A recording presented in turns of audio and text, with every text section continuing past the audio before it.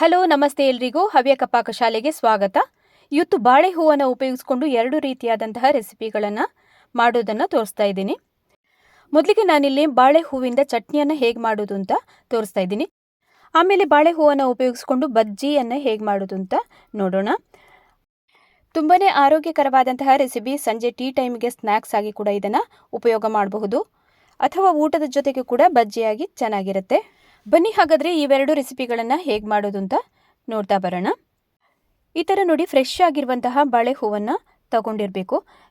Body ಎಲ್ಲ ಇರಬಾರ್ದು, ತುಂಬ ದಿವಸ ಆಗಿ ಇದನ್ನೆಲ್ಲ ಮಾಡೋದಕ್ಕೆ ಹೋಗಬಾರ್ದು. ನಾವು ಯಾವಾಗ ಫ್ರೆಶ್ ಆಗಿ ಕೊಯ್ದಿಟ್ಟಿರ್ತೀವಲ್ಲ ಅದನ್ನೇ ಇದಕ್ಕೆ ಉಪಯೋಗಿಸ್ಬೇಕಾಗುತ್ತೆ. ಹೀಗೆ ಹೊರಗಡೆಯ ಸಿಪ್ಪೆ ಎಲ್ಲ ಒಂದು 5-6 ಸಿಪ್ಪೆನೆಲ್ಲ ನಾವು ಹೀಗೆ ತೆಕ್ಕೊಳ್ಬೇಕಾಗುತ್ತೆ.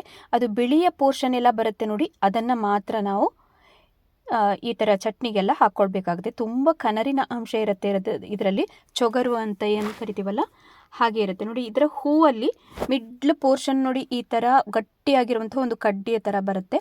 ಅದೆಲ್ಲ ನಮಗೆ ಈ ಚಟ್ನಿ ಮಾಡುವಾಗ ಸಿಗಬಾರ್ದು. ಅಷ್ಟರ ತನಕ ನಾವು ಈ ಥರ ಹೊರಗಡೆ ಸಿಪ್ಪೆನೆಲ್ಲ ತೆಕ್ಕೊಂಡಿರಬೇಕು.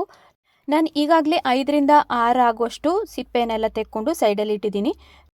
ಈಗ ಬಾಳೆ ಹೂವಿನಲ್ಲಿ ಇರುವಂತಹ ಈ ಥರ ಕಡ್ಡಿಯನ್ನು ಮುಟ್ಟಿ ನೋಡಿದಾಗ ಸಾಫ್ಟ್ ಆಗಿರಬೇಕು. ಅಲ್ಲಿ ತನಕ ಈ ಥರ ಹೊರಗಡೆ ಕವರನ್ನೆಲ್ಲ ತೆಗೆದಿರಬೇಕಾಗುತ್ತೆ. ಈಗ ನೋಡಿ, ಬಿಳಿಯಾದಂತಹ ಪೋರ್ಷನನ್ನು ಮಾತ್ರ ನಾನೀಗ ಚಟ್ನಿ ಮಾಡೋದಕ್ಕೆ ಉಪಯೋಗಿಸ್ತಾ ಇದ್ದೀನಿ. ಇನ್ನು ನೆಕ್ಸ್ಟ್ ರೆಸಿಪಿಯಲ್ಲಿ ನಾನು ಬಜ್ಜಿ ಮಾಡೋದನ್ನು ಕೂಡ ಇದೇ ಹೂವಿಂದ ತೋರಿಸ್ತಾ ಇದ್ದೀನಿ. ಅದಕ್ಕೋಸ್ಕರ ಇವೆಲ್ಲವನ್ನು ರೆಡಿ ಮಾಡ್ಕೊಳ್ತಾ ಇದ್ದೀನಿ, ಎರಡನ್ನು ಕೂಡ. ಇನ್ನೀಗ ಮೊದಲಿಗೆ ಚಟ್ನಿಯನ್ನು ಹೇಗೆ ಮಾಡೋದು ಅಂತ ನೋಡೋಣ. ಈ ಬಾಳೆ ಹೂವನ್ನು ನೋಡಿ, ಈ ಥರ ಎಲ್ಲ ನಾವು ಹೊರಗಡೆ ಸಿಪ್ಪೆ ಎಲ್ಲ ತೆಗೆದಾದ ನಂತರ ಪೀಸಸ್ ಆಗಿ ಕಟ್ ಮಾಡ್ತಾ ಇದ್ದೀನಿ, ಅರ್ಧ ಭಾಗ ಮಾಡಿಕೊಂಡು. ಅದನ್ನು ತಿರ್ಗಾ ನಾವೀಗ ಸಣ್ಣ ಪೀಸಾಗಿ ಕಟ್ ಮಾಡ್ಕೊಳ್ಬೇಕು. ಇವೆಲ್ಲವನ್ನು ಹೆಚ್ಚಿ ನೀರಿಗೆ ಹಾಕ್ಕೊಳ್ಬೇಕಾಗತ್ತೆ ಆದಷ್ಟು ಬೇಗ, ಇಲ್ಲದಿದ್ದರೆ ಕಪ್ಪಾಗಿ ಹೋಗುತ್ತೆ ಇದು ನೋಡಿ. ಅದಕ್ಕಾಗಿ ಮೊದಲೇ ನಾನು ನೀರನ್ನೆಲ್ಲ ತೆಗೆದು ರೆಡಿ ಮಾಡಿ ಇಟ್ಟಿದ್ದೀನಿ. ತಕ್ಷಣ ನಾವೀಗ ಹೆಚ್ಚಿ ಆದ ನಂತರ ಅದನ್ನು ನೀರಿಗೆ ಹಾಕ್ಕೊಳ್ಬೇಕಾಗತ್ತೆ. ಹೀಗೆ ನೀರಲ್ಲಿ ಹಾಕೋದ್ರಿಂದ ಕಲರ್ ಕೂಡ ಬಿಳಿಯಾಗಿ ಹಾಗೇನೇ ಇರುತ್ತೆ. ಇನ್ನೀಗ ಬಾಳೆ ಹೂವಲ್ಲಿ ಸ್ವಲ್ಪ ಕಹಿ ಅಂಶ ಬರುತ್ತೆ, ಅದಕ್ಕೋಸ್ಕರ ಒಮ್ಮೆ ನಾವು ಇದನ್ನು ಕುದಿಸ್ಬಿಟ್ಟು ನೀರನ್ನು ಚೆಲ್ಲಬೇಕಾಗತ್ತೆ ಸಣ್ಣಕ್ಕೆ ಹೆಚ್ಚಿ ಆದ ನಂತರ. ನೋಡಿ, ಈಗಾಗಲೇ ನೋಡಿ ನಾನು ಹೆಚ್ಕೊಂಡು ಇಟ್ಟಿದ್ದೀನಲ್ಲ, ಅದಾಗಲೇ ಕಪ್ಪಾಗ್ತಾ ಹೋಗ್ತಾ ಇದೆ.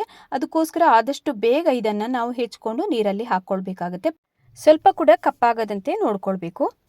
ಈಗ ನೋಡಿ, ಎಲ್ಲ ಪೀಸನ್ನೆಲ್ಲ ನೀರಲ್ಲಿ ಹಾಕ್ಕೊಂಡು ತೊಳಿತಾ ಇದ್ದೀನಿ. ಚೆನ್ನಾಗಿ ತೊಳೆದಾದ ನಂತರ ನೀರಿಂದ ಇದನ್ನು ಸಪ್ರೇಟ್ ಮಾಡಿ ಇನ್ನೊಂದು ಪಾತ್ರೆಗೆ ಹಾಕ್ತಾ ಇದ್ದೀನಿ. ಆ ಪಾತ್ರೆಗೆ ಈ ಹೋಳುಗಳನ್ನೆಲ್ಲ ಹಾಕಿ ಆದ ನಂತರ ಇನ್ನೀಗ ಫುಲ್ಲಾಗಿ ಅದಕ್ಕೆ ಫ್ರೆಶ್ ಆಗಿರುವಂತಹ ನೀರನ್ನು ಹಾಕ್ಕೊಳ್ಬೇಕಾಗತ್ತೆ. ಪೀಸನ್ನೆಲ್ಲ ಹಾಕ್ಕೊಂಡು ಪಾತ್ರೆಗೆ ಹಾಕ್ಕೊಂಡು ರೆಡಿ ಮಾಡಿ ಇಟ್ಕೊಂಡಿದ್ದೀನಿ. ಇನ್ನೀಗ ಇದು ಮುಳುಗುವಷ್ಟರ ಮಟ್ಟಿಗೆ ನೀರನ್ನು ಹಾಕ್ಕೊಳ್ತೀನಿ. ಇನ್ನು ಈ ಬಾಳೆ ಹೂವಲ್ಲಿ ಸ್ವಲ್ಪ ಕಹಿ ಅಂಶ ಇರೋದ್ರಿಂದ ಒಂದೇ ಒಂದು ಕುದಿ ಬಂದರೆ ಸಾಕಿದು. ಮೀಡಿಯಂ ಉರಿನಲ್ಲಿ ಇಟ್ಕೊಂಡು ಇದನ್ನು ಒಂದು ಕುದಿ ಬರ್ಸ್ಕೊಳ್ಳೋಣ. ತುಂಬ ಬೇಯಿಸೋದಕ್ಕೆ ಹೋಗಬಾರ್ದು ಈಗಲೇ, ಯಾಕಂದರೆ ನೀರನ್ನು ನಾವು ಹೊರಗಡೆ ಚೆಲ್ತೀವಲ್ಲ, ಅದಕ್ಕೋಸ್ಕರ ಸತ್ವ ಎಲ್ಲ ಅದರಲ್ಲಿ ಬಿಟ್ಕೊಂಡು ಹೊರಟೋಗುತ್ತೆ. ಅದಕ್ಕೋಸ್ಕರ ಸ್ವಲ್ಪ ಅಷ್ಟೇ ಇದನ್ನು ಒಂದು ಕುದಿ ಬಂದ ನಂತರ ಇನ್ನೀಗ ಸ್ಟ್ರೈನರಿಗೆ ಹಾಕ್ಕೊಳ್ತಾ ಇದ್ದೀನಿ. ಸ್ಟ್ರೈನರಿಗೆ ಹಾಕಿ ಆದ ನಂತರ ತಿರ್ಗಾ ಅದೇ ಪಾತ್ರೆಯಲ್ಲಿ ಹಾಕಿ ನಾವೀಗ 2 ನಿಮಿಷ ಎಲ್ಲ ಇದನ್ನು ಹಾಗೆಯೇ ಬೇಯೋದಕ್ಕೆ ಬಿಡಬೇಕು. ತುಂಬಾ ಬೇಗನೆ ಬೆಂದು ಹೋಗುತ್ತೆ ಇದು. ಅದಕ್ಕೆ ಆಮೇಲಿಂದ ಉಪ್ಪು ಅಥವಾ ಹುಳಿ, ಬೆಲ್ಲ ಇವೆಲ್ಲವನ್ನು ನಾವು ಹಾಕ್ಕೊಳ್ಬೇಕಾಗತ್ತೆ.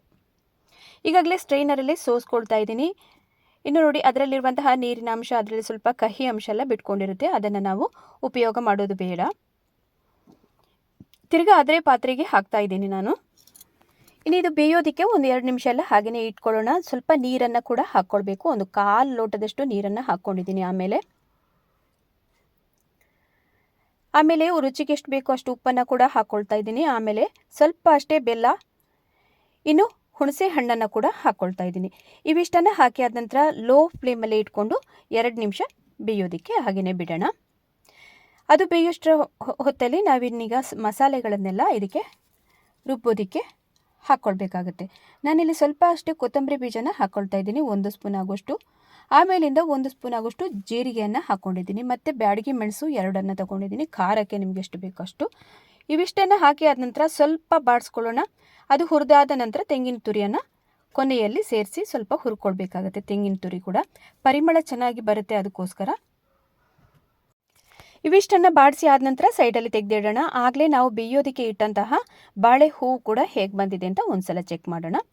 ಕೊನೆಯಲ್ಲಿ ಇದಕ್ಕೆ ಹಳದಿ ಪೌಡ್ರನ್ನ ಹಾಕ್ಕೊಂಡು ತೆಗಿತಾ ಇದ್ದೀನಿ. ಇನ್ನೀಗ ಬಾಳೆ ಹೂವನ್ನು ಕೂಡ ಚೆಕ್ ಮಾಡೋಣ ಹೇಗೆ ಬಂದಿದೆ ಅಂತ ನೋಡೋಣ ಒಂದ್ಸಲಿ. ಇದು ಕೂಡ ಚೆನ್ನಾಗಿ ಬೆಂದಿದೆ. 2 ನಿಮಿಷ ಎಲ್ಲ ಹಾಗೆ ಬಿಟ್ಟಿದ್ದೆ. ಇನ್ನು ಸ್ಟವನ್ನು ಆಫ್ ಮಾಡಿಕೊಂಡು ಇದನ್ನು ಆರೋದಕ್ಕೆ ಬಿಡಬೇಕಾಗುತ್ತೆ. ತಣ್ಣಗಾಗಬೇಕಿದು. ತಣ್ಣಗಾದ ನಂತರ ಮಿಕ್ಸಿ ಜಾರಿಗೆ ಹಾಕಿ ರುಬ್ಕೊಂಡ್ರೆ ಆಯಿತು. ಈಗಾಗಲೇ ನೋಡಿ ಇದು 1/4 ಗಂಟೆ ಎಲ್ಲ ಹಾಗೇ ಬಿಟ್ಟಿದ್ದೆ, ತಣ್ಣಗಾಗಿದೆ. ಇನ್ನು ಪ್ರತಿಯೊಂದನ್ನು ಕೂಡ ಮಿಕ್ಸಿ ಜಾರಲ್ಲಿ ಹಾಕಿ ನುಣ್ಣಗೆ ರುಬ್ಕೊಂಡು ತರಬೇಕಾಗುತ್ತೆ.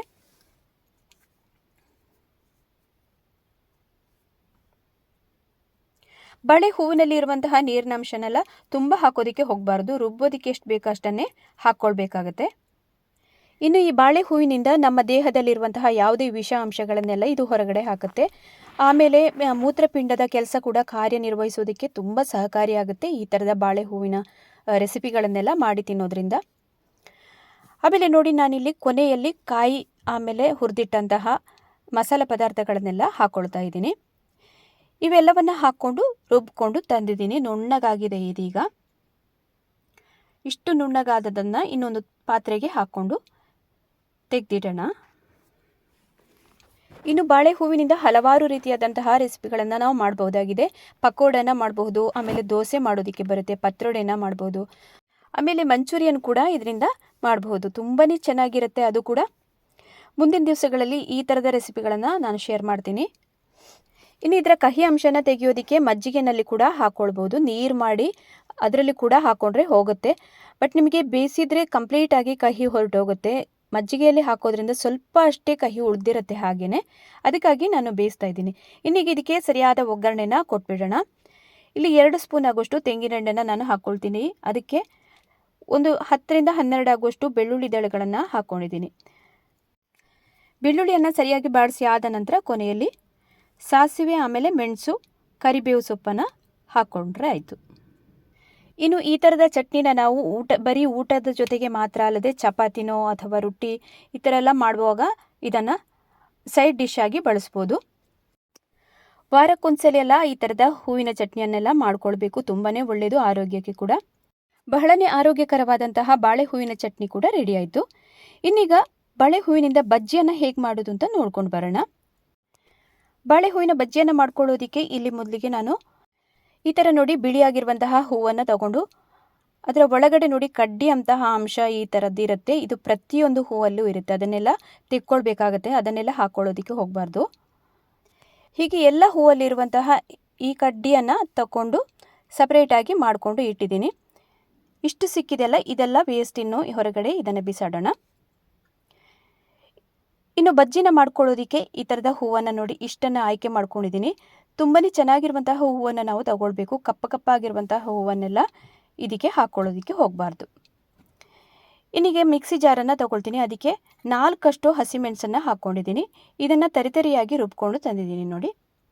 ಬಾಳೆ ಹೂವಿನ ಬಜ್ಜಿಗೆಲ್ಲ ಹೀಗೆ ಹಸಿಮೆಣಸನ್ನು ಹಾಕೋದ್ರಿಂದ ತುಂಬಾ ಚೆನ್ನಾಗಿ ಬರುತ್ತೆ. ಇನ್ನು ಇದನ್ನು ಒಂದು ಪಾತ್ರೆಗೆ ಹಾಕ್ಕೊಳ್ಳೋಣ. ಹಿಟ್ಟನ್ನು ಕಲಸುವಂತಹ ಪಾತ್ರೆ ತಗೊಂಡಿದ್ದೀನಿ ನಾನೀಗ.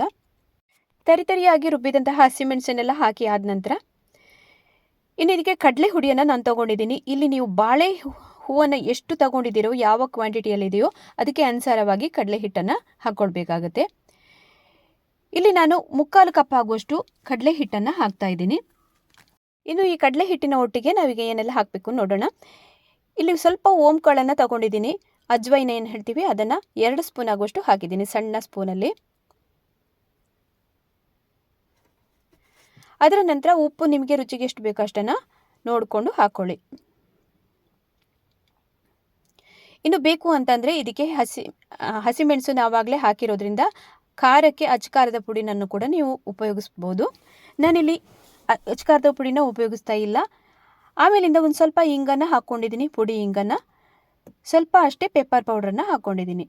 ಇವಿಷ್ಟನ್ನು ಹಾಕ್ಕೊಂಡು ಚೆನ್ನಾಗಿ ಮಿಕ್ಸ್ ಮಾಡ್ಕೊಳ್ಳೋಣ. ಒಮ್ಮೆ ಸರಿಯಾಗಿ ಮಿಕ್ಸ್ ಮಾಡಿ ಆದ ನಂತರ ನೀರನ್ನು ಕೂಡ ನೋಡಿಕೊಂಡು ಹಾಕ್ಕೊಳ್ಬೇಕಾಗತ್ತೆ. ಫ್ಲೋಯಿಂಗ್ ಕನ್ಸಿಸ್ಟೆನ್ಸಿಯಲ್ಲಿ ತುಂಬ ಗಟ್ಟಿಯಾಗಿ ಇದನ್ನು ಹಾಕ್ಕೊಳ್ಬಾರ್ದು, ಸ್ವಲ್ಪ ನೀರಾಗಿ ಕೂಡ ಇರಬಾರ್ದು. ಮೀಡಿಯಮಲ್ಲಿ ನಾವು ಇದನ್ನು ಹಿಟ್ಟನ್ನು ಕಲಿಸ್ಕೊಳ್ಬೇಕು, ರೆಡಿ ಮಾಡ್ಕೊಳ್ಬೇಕು. ನೋಡಿ, ನೀವೀಗ ನೋಡ್ತಾ ಇರಬಹುದು. ಇದನ್ನು ನಾವಿನ್ನೀಗ ಸರಿಯಾಗಿ ಮಿಕ್ಸ್ ಮಾಡ್ಕೊಳ್ಬೇಕಾಗುತ್ತೆ. ಕೈಯಿಂದನೇ ಹೀಗೆ ತಿರುಗಿಸ್ಬೇಕು. ಆವಾಗ ಚೆನ್ನಾಗಿ ಸ್ಮೂದಾಗಿ ಸಾಫ್ಟಾಗಿ ಬರುತ್ತೆ ಇದು ಬಜ್ಜಿ. ಇನ್ನೀಗ ಚೆಕ್ ಮಾಡ್ಕೊಳ್ಳಿ ಒಂದ್ಸಲಿ. ತುಂಬಾ ನೀರಾಗಿದೆ ಅಂತಂದರೆ ಇನ್ನೊಂದು ಸ್ವಲ್ಪ ಕಡಲೆ ಹಿಟ್ಟನ್ನು ಹಾಕ್ಕೊಳ್ಬೇಕಾಗುತ್ತೆ. ಇಲ್ಲಿಗ ನಾನು 1 ಸ್ಪೂನ್ ಆಗೋಷ್ಟು ಕಡಲೆ ಹಿಟ್ಟನ್ನು ಆಮೇಲಿಂದ ಹಾಕ್ಕೊಂಡು ಹಿಟ್ಟನ್ನು ಸ್ವಲ್ಪ ಗಟ್ಟಿಯಾಗಿ ಕಲಿಸ್ತಾ ಇದ್ದೀನಿ. ಅದು ನೀರಾಯಿತು ಅಂತಂದರೆ ಎಣ್ಣೆಯಲ್ಲಿ ಬಿಟ್ಕೊಳ್ಳುತ್ತೆ, ಒಳಗಡೆ ಬಾಳೆ ಹೂವಿನದೆಲ್ಲ ಹೊರಗಡೆ ಬರುತ್ತೆ. ಅದಕ್ಕೋಸ್ಕರ ನೋಡಿ ಈ ಥರ ಗಟ್ಟಿಯಾಗಿ ಇರಬೇಕಾಗುತ್ತೆ. ಆಗಾಗ ನೋಡ್ಕೊಳ್ಳಿ. ಈಗ ವಾಪಸ್ ಚೆಕ್ ಮಾಡ್ತಾ ಇದ್ದೀನಿ ಹೇಗೆ ಬಂದಿದೆ ಅಂತ. ಇದು ಪರ್ಫೆಕ್ಟ್ ಆದ ಕನ್ಸಿಸ್ಟೆನ್ಸಿ ಆಗಿದೆ. ಇನ್ನೀಗ ಕಾದಿರುವಂತಹ ಎಣ್ಣೆಯಲ್ಲಿ ಹಿಟ್ಟಿನಲ್ಲಿ ಅದ್ದಿ ನೋಡಿ ಒಂದೊಂದಾಗಿ ಹೀಗೆ ಹಾಕ್ತಾ ಬರಬೇಕು. ಬಿಡಿ ಬಿಡಿಯಾಗಿ ಹಾಕ್ಕೊಳ್ಬೇಕು. ಕಡಿಮೆ ಉರಿಯಲ್ಲೇ ಇಟ್ಕೊಂಡಿದ್ದೀನಿ, ಯಾಕಂದರೆ ತುಂಬ ಪ್ರಮಾಣ ಕಮ್ಮಿ ಆಗಿದೆ ಎಣ್ಣೆ, ಆಮೇಲೆ ಬಾಣಲಿ ಕೂಡ ಹಾಗೆಯೇ ಸಣ್ಣ ಇರೋದ್ರಿಂದ. ಆದಷ್ಟು ಈ ಥರದ ಬಜ್ಜಿ ಎಲ್ಲ ಮಾಡ್ಕೊಳ್ಬೇಕಾದ್ರೆ ಸಣ್ಣ ಬಾಣಲಿನ ತಗೊಂಡು ಅದರಲ್ಲಿ ಮಾಡಿದರೆ ತುಂಬಾ ಚೆನ್ನಾಗಿ ಬರುತ್ತೆ. ಹಿಟ್ಟಿನಲ್ಲಿ ಈ ಥರ ಅದ್ದಿ ಹಾಕಬೇಕಾದ್ರೆ ಫುಲ್ ಅದು ಕಂಪ್ಲೀಟಾಗಿ ಎಣ್ಣೆಯಲ್ಲಿ ಮುಳುಗಬೇಕು. ಹಾಗಾದರೆ ಮಾತ್ರ ತುಂಬ ಚೆನ್ನಾಗಿ ಬಜ್ಜಿ ನಮಗೆ ರೆಡಿಯಾಗಿ ಸಿಗುತ್ತೆ.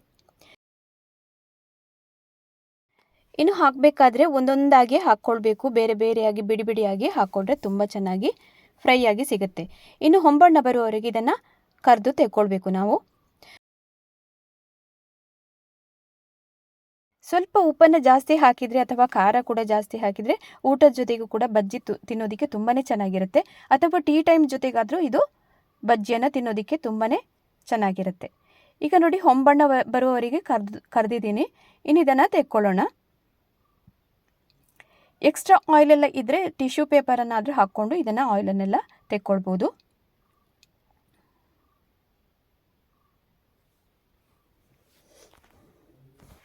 ಒಂದನೇ ಸಲದ್ದು ತೆಗೆದಾದ ನಂತರ ಎರಡನೇ ಬ್ಯಾಚನ್ನು ಕೂಡ ಅದೇ ಥರನೇ ಹಾಕ್ತಾ ಇದ್ದೀನಿ.